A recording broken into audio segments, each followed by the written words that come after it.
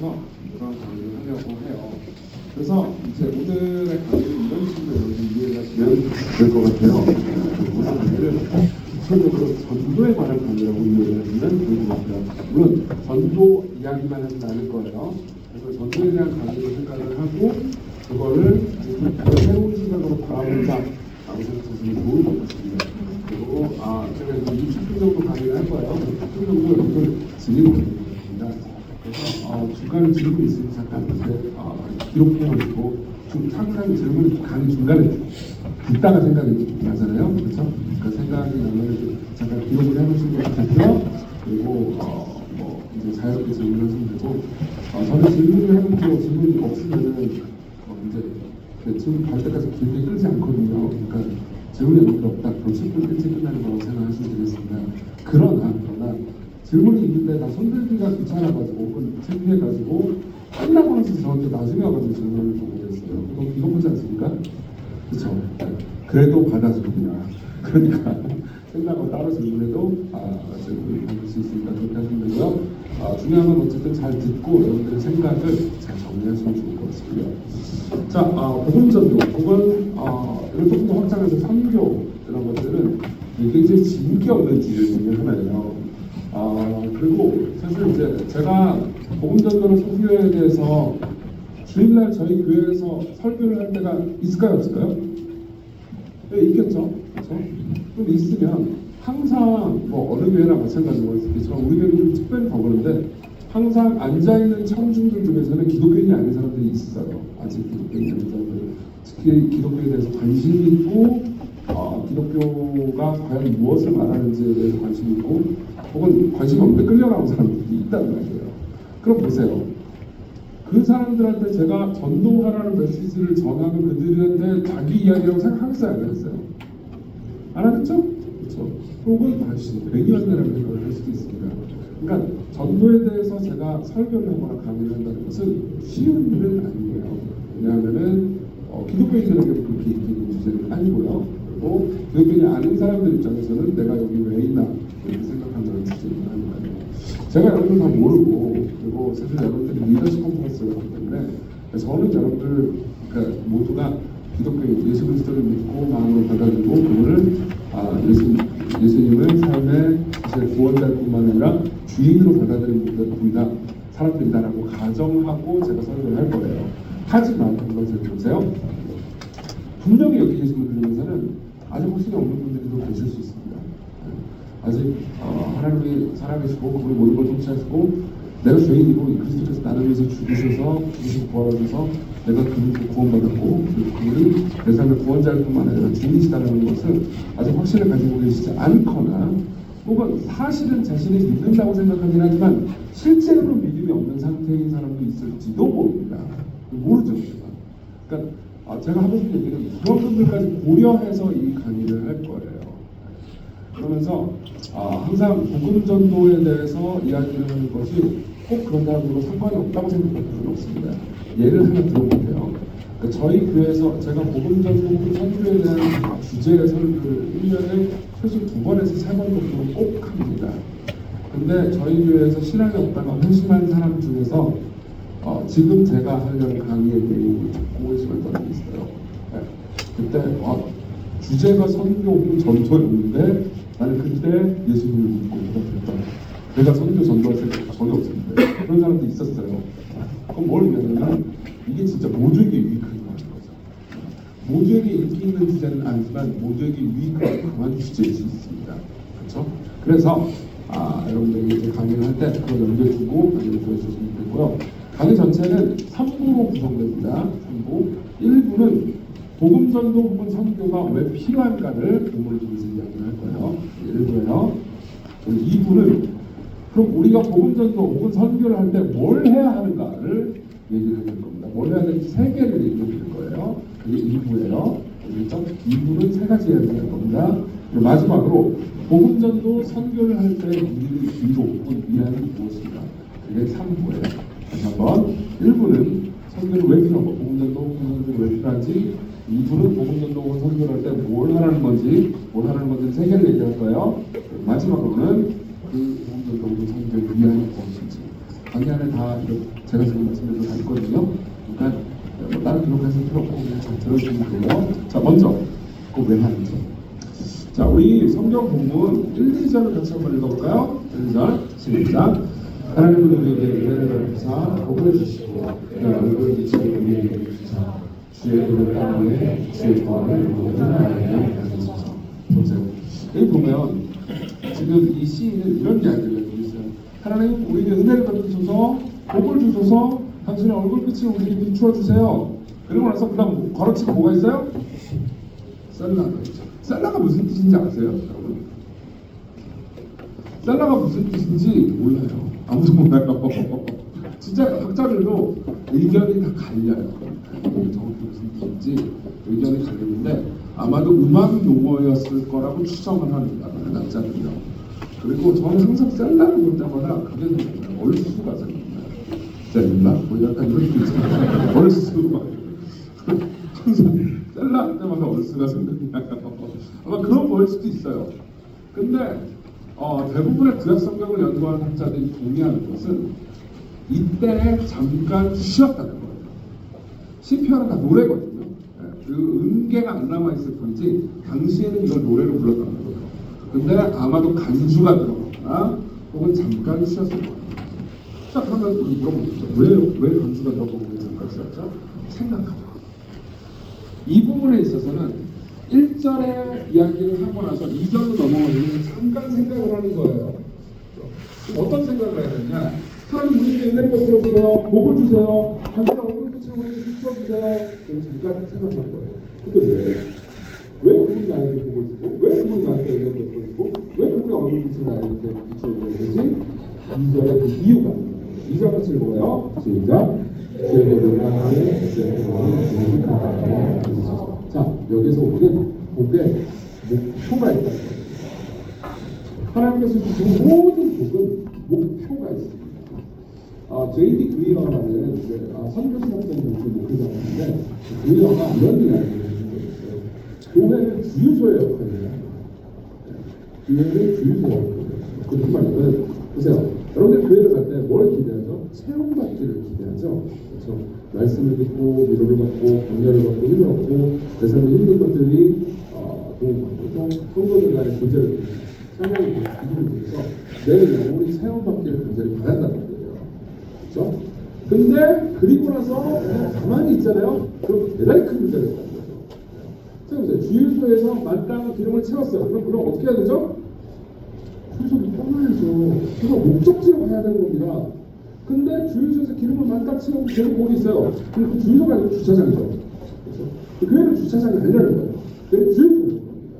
쉽게 말하면 교회에서 여러분들이 말씀과 교제와 그리고 여러 가지 기도나 여러 가지 공동체적인 사랑을 체험받는다면 그 다음에 뭐 해야 돼요? 그렇게 복을 받잖아요. 그것이 굉장한 복이에요. 잠깐 여기서 딴 얘기를 하자면은 여러분들이 구하고 싶은 복들이 꽤 많을 거예요. 공부자를 해주셔도 있을 거고요. 직장 취직하려는 주제도 있을 거고, 연애하는 주제도 있을 거고, 하나님께서 주실 수 있는 복들이죠, 그렇죠? 근데 거기에는 목표가 존재합니다. 그리고 그 복은 가장 큰 게 아닙니다. 사실은 하나님께서 여러분들을 베풀어주는 복 중에서 제일 큰 것은 그분의 얼굴빛을 여러분들이 비춰주는 거예요. 이게 뭔 소리인지 잘 모르겠는 부분은 마지막 부분에 얘기를 할 거예요. 마지막 부분에 얼굴빛을 비추신다는 것을 마지막에 얘기를 할게요. 그러니까 이걸 지금은 이렇게 이해하시면 돼요. 하나님께서 여러분을 교제하시고 여러분과 함께 하시고 이게 제일 큰 복이에요. 근데 이 복은 반드시 일종의 목표가 있습니다. 하나님께서 여러분들이 이 복을 주시면서 그 복을 주신 가장 큰 이유는 이 복으로 말미암아 이 복을 우리에게 가져다주는 주님의 복, 이걸 복음이라고 얘기할게요. 복음을 땅의 모든 나라에게 알리도록 나 혼자만 가지고 있는 게 아니고 모든 나라의 것들을 베풀어주기 위해서요. 항상 성경은 복을 약속할 때 이러한 방식으로 복의 목표를 가르쳐줍니다. 예컨대 여러분들이 창세기 12장을 보잖아요. 창세기 12장을 보면 하나님께서 아브라함을 부르십니다. 아마 읽어보셨을까요? 역성을 읽어보시면 그러면 하나님께서 본토 친척 아버지를 떠나 내가 내게 지시할 땅으로 가라라고 명령하실 뿐만 아니라 복을 약속하신단 말이에요. 여러 가지 복을 약속하면서 이런 표현을 했어요. 내가 복이 될 거라고. 하나님께서 복을 주실 뿐만 아니라 복이 됩니다. 자, 아침에 불리니까 옆 사람한테 이렇게 인사를 할까요? 자, 하나님은 복이 되도록 하기 위해서 복을 주셨습니다. 이렇게 인사 좀 하세요. 하나님은 복이 되도록 하기 위해서 복을 주셨습니다. 근데 이게 뭐냐? 무슨 복이 되도록 하기 위해서 복을 주셨습니다. 저는 이제 아까 그 소개해 주신 것처럼 2011년도 수업했었어요. 그리고 군사를 드실 때는 즐겁게 무대를 하고 있고 하면서 제가 생각하는 게 엄청 많은 것을 있습니다. 그 가운데서 초기에 이제 개척 멤버들이 있어요. 10명의 개척 멤버들이 있고 그리고 정말 감사하게 그 10명의 개척 멤버들은 아무도 나가고 지금도 우리 교회 함께 있어요. 그리고 지금 굉장히 중요한 이제 작동들이나 이런 것들을 맡고 있죠. 아무리 생각해도 그분들이 나와 함께 있는 것이 저와 함께 있는 것이 너무 행복해요. 그분들 자체가 저한테 보고요. 그래서 저 사람은 참 복동하다. 복동이다. 지금 그 중에 한 분은 지금 저희에서 사회사를 사역을 하고 있고요. 한 분은 지금 행정관으로 저랑 같이 일하고 있고요. 나머지 5분들이 중직자고요. 돈이 없으면 배가 안 돌아가요. 저는 그분이 있어서 그런 이야기를 되게 많이 했단 말이에요. 그리고 마찬가지로 반대로 그분들도 혹은 실업계를 다니고 있는 많은 사람들도 저를 향해서 목사님 덕분에 도움이 되었고 목사님 덕분에 목사님 기도하는 희생과 사랑받는 것을 하나님 알게 되고 내가 정서적으로 이렇게 안정되게 살고 바뀌었어요. 이렇게 얘기하는 분들이 있어요. 그분들이 저를 향해서 뭐라고 했어요? 복동이라고 했죠. 그렇죠? 여러분들 옆에 정원이가 크긴 해요. 그래서 여러분들 옆에 있는 사람에게 하나님께서 여러분들 자신에게 하나님께서 복을 주시기를 원하죠. 그렇죠? 그러면 거기에는 목표가 있어요. 여러분들에게 복을 주시면서 여러분들이 옆에 있는 사람에게 복덩어리가 되도록 복을 주시는 거예요. 안 그러면 진짜 아무 의미 없는 겁니다. 여러분들은 목표를 상실하는 거예요. 만나를 한번 생각해요. 아마 출애굽기를 읽어보신 분들은 광야의 만나가 어떻게 주어졌는지를 기억을 합니다. 만나를 여러분들이 갖잖아요. 그렇죠? 만나를 모아놓으면 돼요? 안 돼요? 쌓아놓고 모아놓으면 안 되죠. 썩어버려요. 맞습니다. 하나님께서 여러분들에게 복을 베풀어 주시고 하나님께서 베풀어 주신 복을 여러분들이 이웃에게 그리고 주변 사람들에게 친구에게 흘려보내는 것을 하지 않잖아요. 그럼 여러분들은 포진되고 고갈되고 썩어버려요. 이거는 꼭 기독교 목회자들만 하는 얘기가 아니에요. 이거는 사실은 심리학자들이 꽤 많이 하는 이야기입니다. 매들린 러버하이라는 인정심리학자였고 이 사람은 30년 동안 30년 넘게 그 필드에서 이 사람이 준비하면서 많은 사람들을 생각을 했어요. 근데 이 매들린 러버하이이 처음에는 뉴욕의 중심부의 도시에서 그 우범지대 있잖아요. 우범지대에 청소년들을 주로 상담을 했어요. 그럼 우범지대 청소년들은 정서적으로 문제가 있겠어요? 이쪽 뭐 한국어 과정으로 엄청 많고 부모가 무슨 한국으로 감옥 가고 이런 건 대파이겠죠. 그런 청소년들 막 상담을 하다가 나중에 이제 이분이 교수가 되면서 캘리포니아로 이사를 가요. 캘리포니아 부촌으로 갑니다. 그럼 거기 있는 청소년들을 주로 상담을 했겠죠? 그렇죠? 교수 일도 하면서. 근데 거기 있는 청소년들 상담할 때는 당연히 뉴욕의 뒷골목의 우범지대 청소년들보다 훨씬 더 정서가 안정될 거라고 생각을 했을 거 아니에요. 근데 전혀 그렇지 않더라고요. 처음엔 안정돼 보였지만 훨씬 더 깊은 곳에서 아주 강력한 열등감과 어려움이 있다는 것을 알게 돼요. 제가 일부를 인용해 드릴게요. 들어보세요. 150년이 지난 이 청소년 재산은 4배나 늘어났다. 오랜 기간 동안 내 상담실은 생활 환경과 반비례할 것이 아니라 비례했을 때보다 점점 더 채워집니다. 생활 환경이 높은데 정서적으로도 많은 문제를 가지고 있다는 거죠.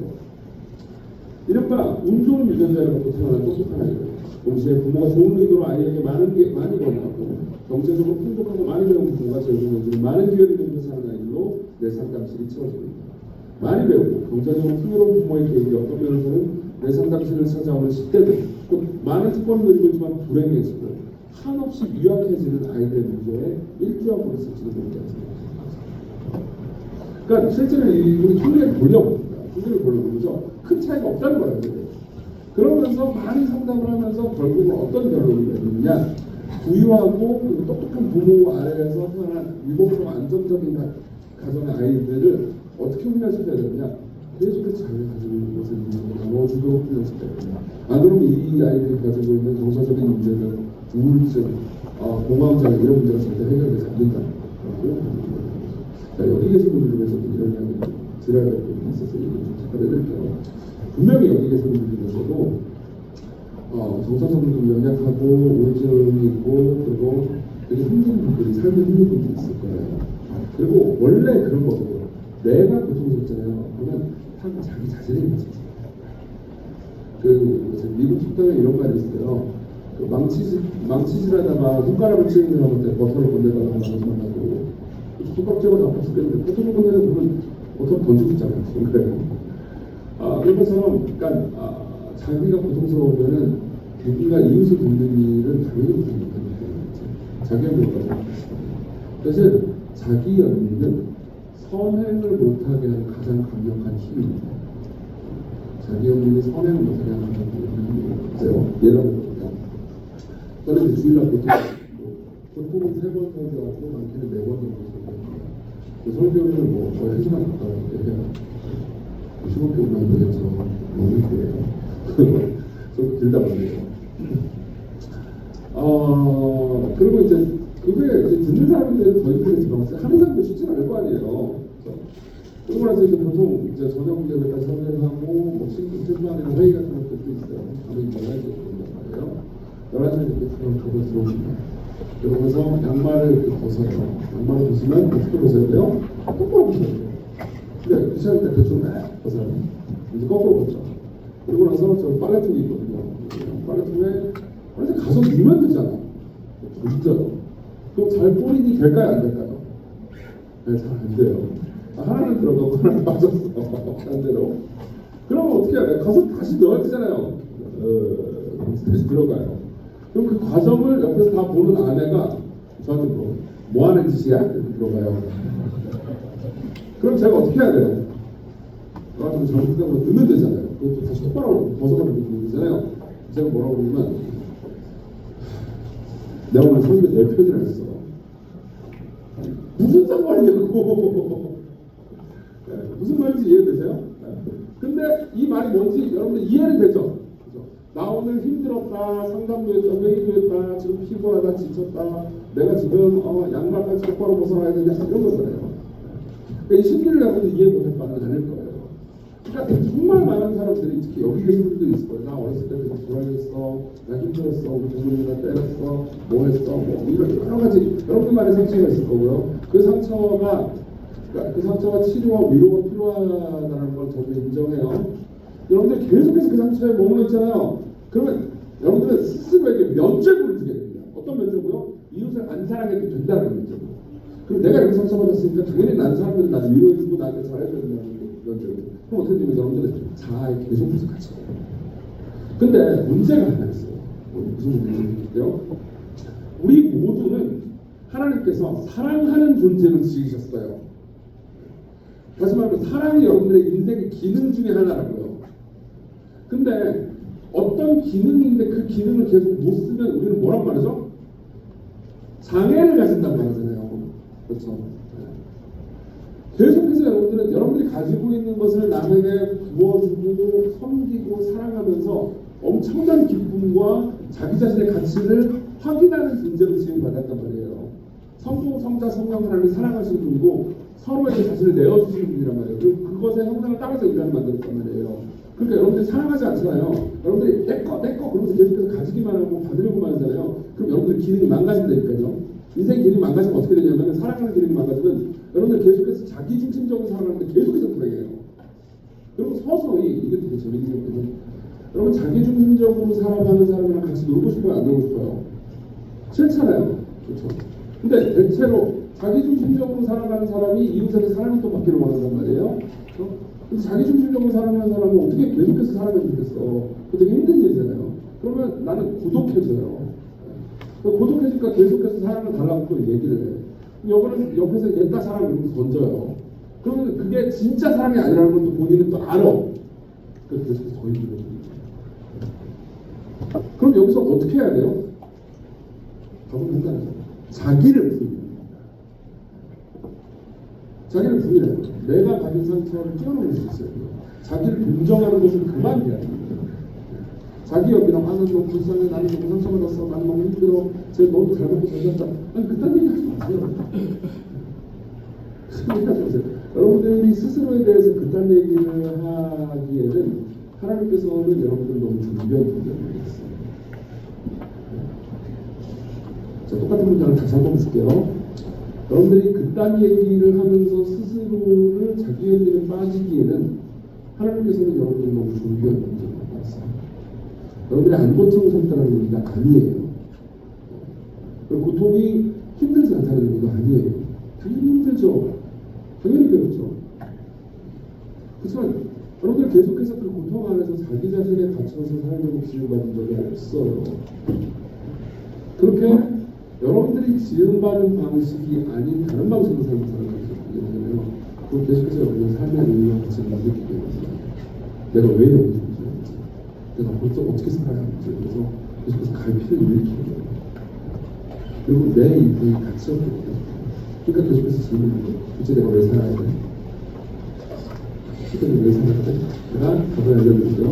도대체 내가 왜 살아야 되느냐라는 답을 여러 가지로 알려드릴 수 있어요. 여러 가지로 알려드릴 수 있는데 그 여러 가지 답 중에 하나를 알려드릴게요. 이유적인 복이 여러분들 이 인생이 복이 되고 있어요. 여러분 복덩이가 되고 있어요. 중요한 일입니다.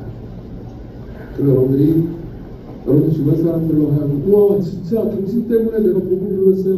당신이 나의 복덩이에요 라는 기쁨에 찬 말을 듣고 실제로 여러분들 그걸 느끼게 되잖아요. 그러면 진짜 살아있는 느낌이 든다고요.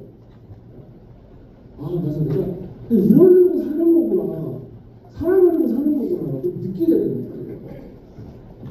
실제로 그 데이비드 매티스라는 분이 있습니다. 그분은 이제 미국의 분파공사인데 베들레헴 대회를 위해서 30년 동안 제자 훈련과 양육을 담당하는 목사님이에요.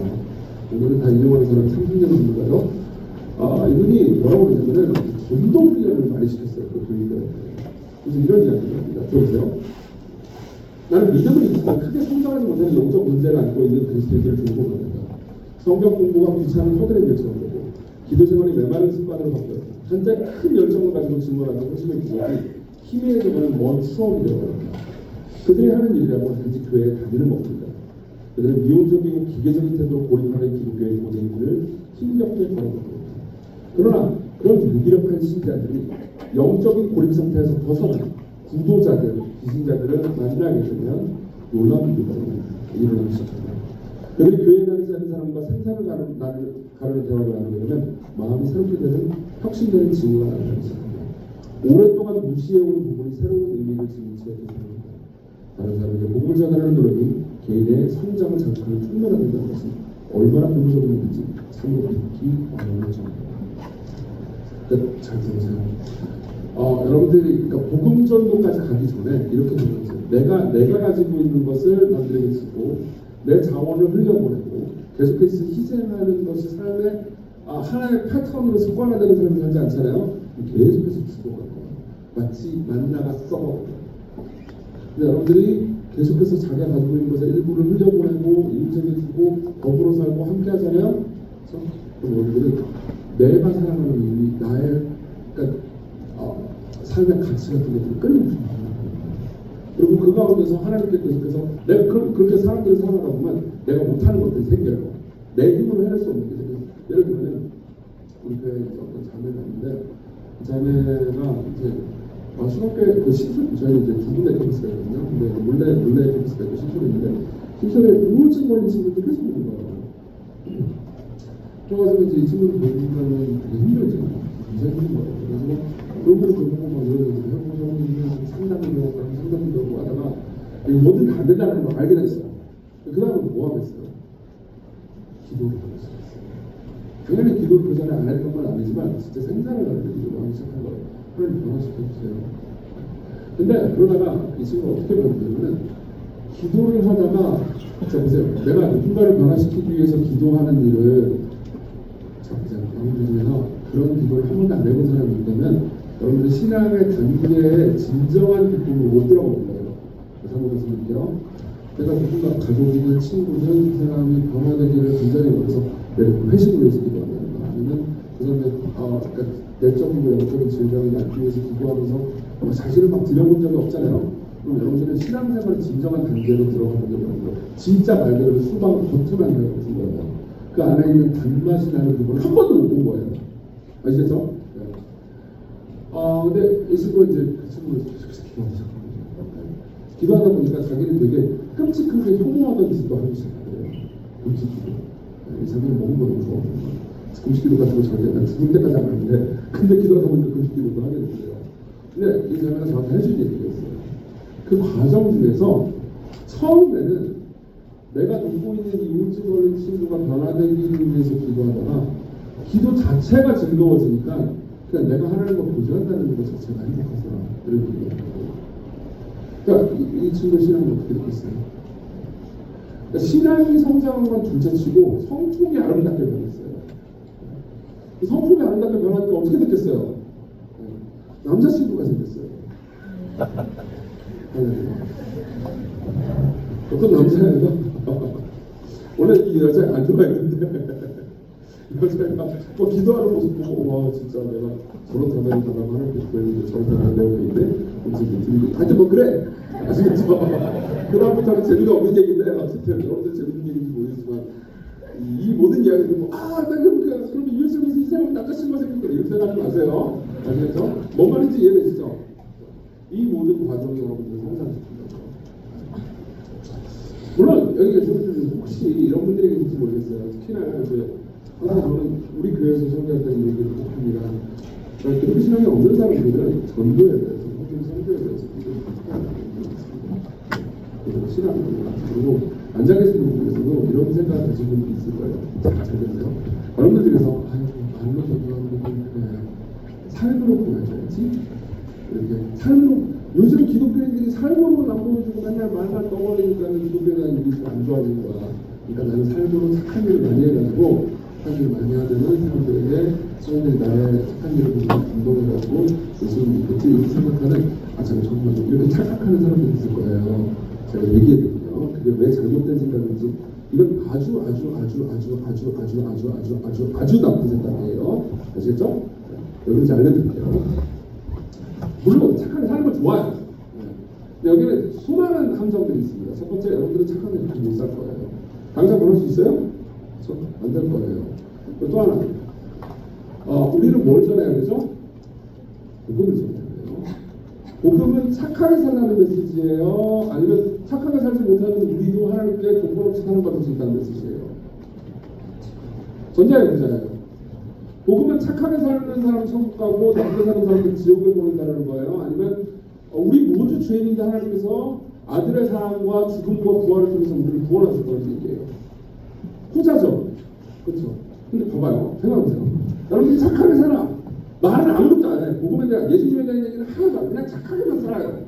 그럼 여러분들 주변에 있는 사람들이 여러분들의 삶을 보면서 우와 저 친구 삶을 보니까 나 같은 죄인도 용서받을 수 있을 것 같아. 이런 생각 할 것 같지 않을 것 같아요.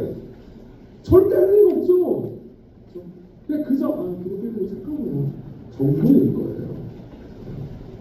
나 같은 경우는 기독교인들이 자기가 그렇지 이렇게 생각할 수도 있고요. 니들은 착하게 살아 이렇게 생각할 수도 있습니다.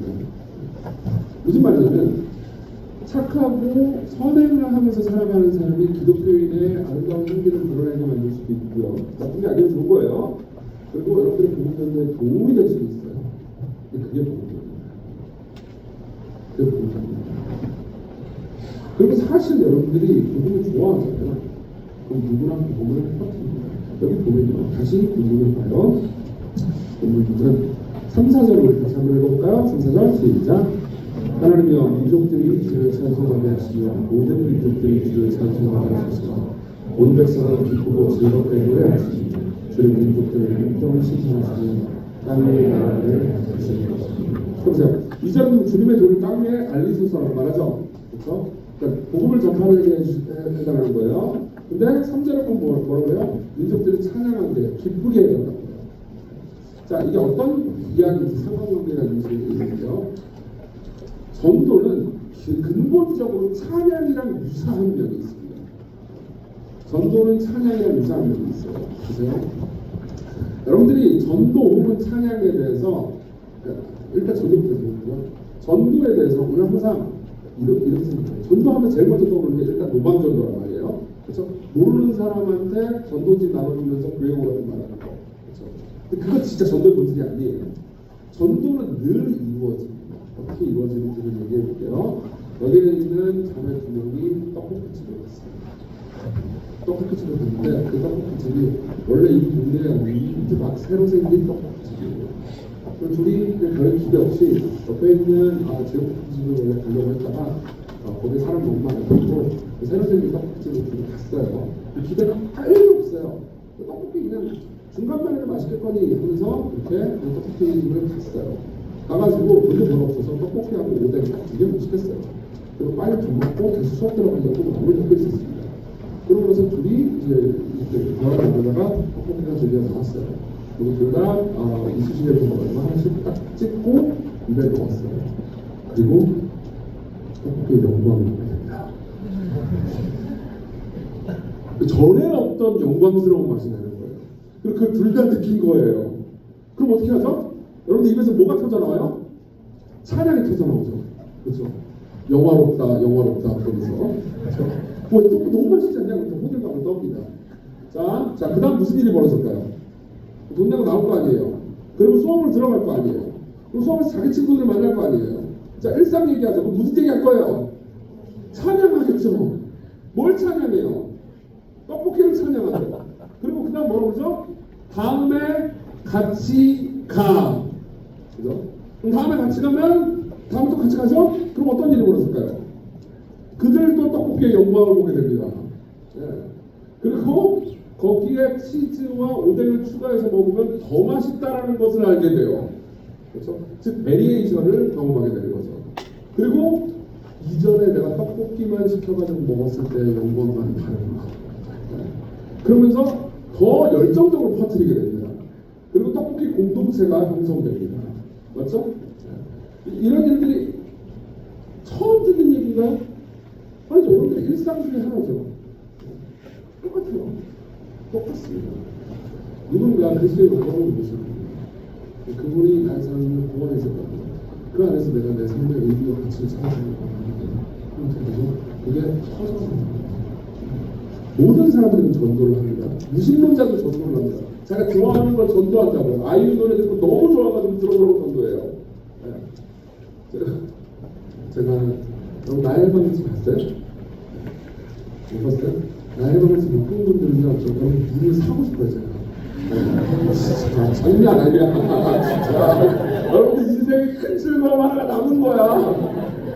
네. 나의 방지를 제가 못 봤다가 작년에 하도 주변에서 우리가 이제 소년들 나의 방지를 못 봤어. 목사님 눈을 사고 싶다. 아직도 안 봤어. 미친놈 아니야. 이런 식으로 계속 얘기를 해가지고 정신이 나갔나 이것들이. 그래서 저 시간이 없으니까 바쁘니까 나의 방지를 달라졌다고 유튜브 가니까 이렇게 저기 요약판이 있더라고요. 몇 시간이요. 그래, 뭐 KBS에서 따라가 지방 일정에서 따라가는 거 영화 한 사람을 봤어요. 내가 가봤어요. 재밌더라고요. 우리 윤미정 나오고 뭐인데 저기 구씨 나오고 하여튼 구씨 잘생겼잖아. 그래가지고 연미정이 보고 그래가지고 진짜 주인공 여주인공 남주인공. 네. 그래서 이제 그거 재밌게 봤어요. 보고 나서 주일날 설교할 때 설교때 예화로 이렇게 이제 내가 나의 인간처를 요약하는 얘기를 하면서 이런저런 얘기를 했어요. 근데 우리 자매 하나가 이제 우리 교회는 아까 제가 말씀드린 비신자들 하고 있잖아요. 이제 자매 하나가 이제 아직 예수님 없는데 자매까지 했는데 여자예요. 우리 계속 보는 비신자인데 저한테 나의 지금 요약으로 그렇게 말해요. 눈까지 그래서 나의 아저씨 나의 아저씨 먼저 말해줘. 그것도 요약보다로 오면 안 돼요. 다 봐야 돼요. 자 보세요. 이 친구는 예수님을 전도하진 않아요. 저 나의 아저씨를 전도하고 있죠. 굉장히 열정적이고 아직 믿음이 없는 친구라니까요. 모든 사람들은 자기가 누리고 열정적으로 살아가는 무언가를 퍼뜨리려고 합니다. 그럼 그게 전도의 본질이에요. 그러니까 무슨 말이냐면 역으로 생각해 볼게요. 여러분들이 무슨 전도지를 가지고 나가서 도방 전도를 한다거나 의무적으로 한다거나 어떤 전도를 하는 거. 그 나쁜 건 아니에요. 그런 훈련들이 필요합니다. 여러분들에게 꼭. 그리고 그런 훈련들을 통해서 또 기쁨에 이룰 수 있어요. 하지만 그 본질적으로 전도의 중심부에 가는 건 아니에요. 그러니까 복음을 이해하고 어떤 사람들이 복음을 터뜨리려고 해요. 그럼 생각해보세요. 무신론자도 전도하죠. 그럼 역으로 이렇게 한번 생각합시다. 만일 이 자리에 무신론자가 될지도 모르겠지만 무신론자가 있다고 가정하는 게 아니라 하나님 진짜 살아계시고 그리고 예수 그리스도께서 죄인들을 위해서 십자가를 죽으시고 우리가 저지른 모든 죄 때문에 형벌을 받아 마땅한데 그 천국의 지옥이 있는데 거기에 대해서 철저하게 믿는 사람이 누군가 지옥을 갈 거를 알면서도 그 사람한테 전도를 안 하려면 얼마나 그 사람을 미워해야 되는 겁니까? 무슨 말인지 알겠어요? 사실은 되게 이거 웃기는 거예요. 실제로 이렇게 쓰는 거예요. 저기 뭐지?